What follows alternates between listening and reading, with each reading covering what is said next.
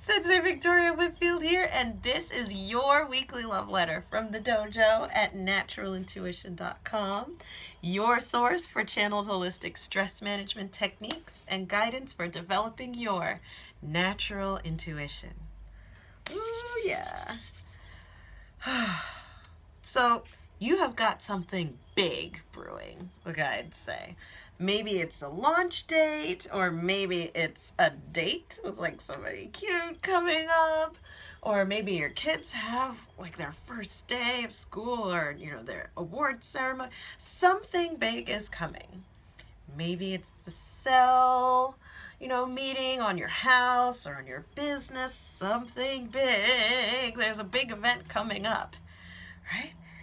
And Source wants you to know the best way to prepare and to surround that experience in positive energy is through strategic self-care. This is what it's about this week, is specifically prioritizing your self-care strategically, getting that ready for what's coming up for you. So be kind to yourself if this is something new to you, if you're feeling clearings as I'm talking about this, right? Because you, my dear, don't prioritize your self-care.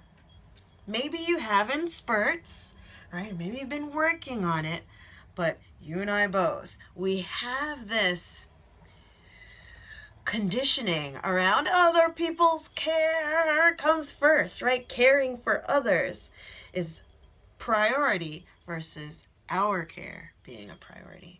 But if you're looking to manifest something big, or you're getting ready for an event, maybe it's your wedding, right, or your big birthday coming up, it's important to strategically pad and plan for your self-care before, during, and after. Like, strategize it.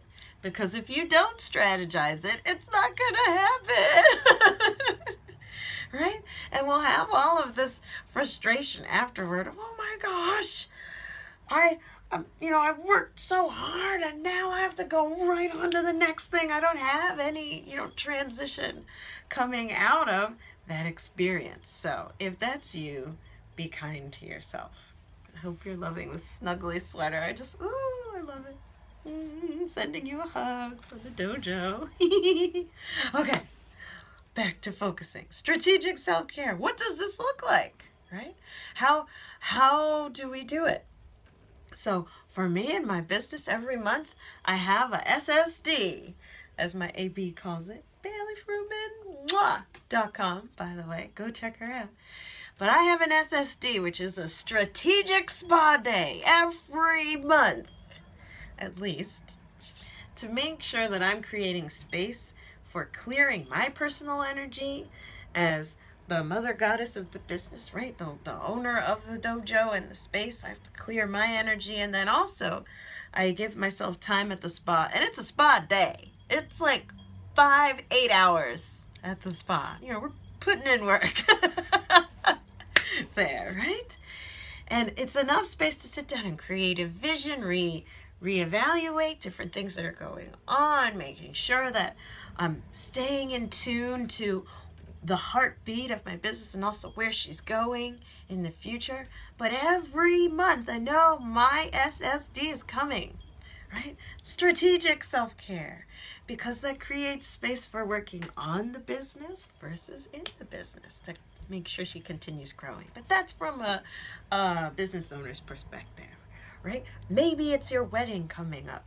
How have you created space for relaxation and rest leading up to your big day? Or is it all go, go, go, go, go, go, go, gotta get everybody's, cards and the flower and the bubbles and the dress color? Is it all just go instead of rest and production, rest and production? And I'm starting to hear the Oracle card deck calling the energy. One sec, we'll get to you in a minute. But the point for strategic self-care is to not only focus on output, But look at your energy as more cyclical, similar to nature. How there is the high times of production in spring and summer, and then the quiet and restful times of fall and winter. And she goes in her cycles to perpetuate all of life. You can do this on a month cycle, right? Because women's bodies do this on month cycles, so we do this anyway. And by the way, if you're a woman, you should make time to honor your body during her cycle. Just saying. And men menstruate as well, so periodically, guys, make sure that you give yourself time to release. Go through the things that are bothering you and then just do something about it to release it out of your energy. If it's run, work out, right? Go for a good scream in your car with the windows closed. By yourself. I have so many stories, you have no idea. But anyway, back to the point. Strategic self-care, whether it's on a monthly cycle, weekly, or even parts of the day as well. Where is your strategic rest time? So, do you give yourself meditation time at the beginning and in the middle, as well as the end of your day? Or are you just, from the minute you hop out the bed, you're going until you smash into the pillow at the end of the day? Now the oracle cards are screaming at me, so I'm happy to bring them in. It's the Earth Magic Oracle Cards deck. It's our shamanic deck here at the dojo, one of, I think, 19 counting so far. But guides, what do we need to know in particular about strategic self-care? What do you have to tell us? Oh, they said, oh, this is good. This is good, this is good, this is good. Island.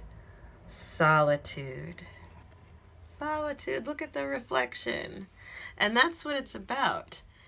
It's giving yourself space rather than being above ground and interacting and social and putting out, but it's also to be below ground.